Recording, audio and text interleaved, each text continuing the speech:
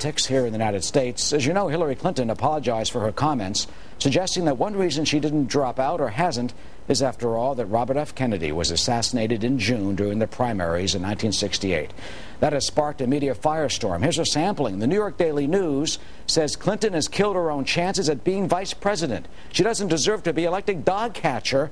Say goodnight, Hillary, and go away. The Boston Herald says half the country can't stand her or trust a word that she says. But then there's this from the Atlanta Journal-Constitution that says basically, what is the outrage about? She did not mean that Senator Obama or suggest that he would be assassinated. So what is Liz Trotta's take?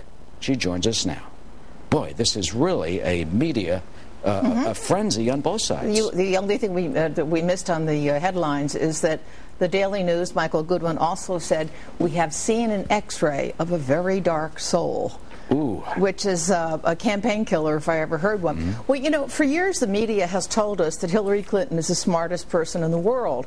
And that's up for grabs now, and the media is catching on to that as well. The vast right-wing conspiracy blame has been undermined by her evasions, by her outright lies, if I may say, by her pandering, by her race baiting, and now we have what some are reading as a suggestion that somebody knock off Obama.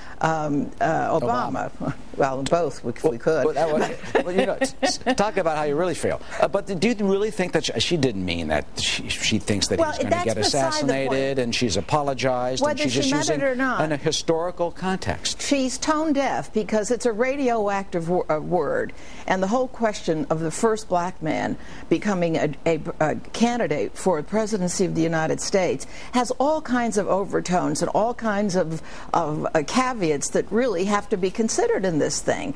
And his security has been a real issue. He's had bodyguards earlier than anybody else. Surely this woman had to know that that was the third rail to say assassination. And it's hard to argue for her in this because it isn't the first time she's made this step. And the press really, the media really has turned around on her completely now. But in her defense, she is citing an historical situation that that happened during the primaries, 5 months plus out from the election. Mm-hmm. Well, yes, I'm not going to argue. What's really important here is not whether she meant it or not, which is not for me to decide, but how the story broke. Are you interested in that? Yeah, because this stuff like suddenly hits, and it's a monsoon. It was an absolute test case of the internet versus journalistic competition. Here you have all the reporters that are on the campaign trail with Hillary, and they're watching it they're watching this editorial meeting with the Sioux Falls paper on a live video feed.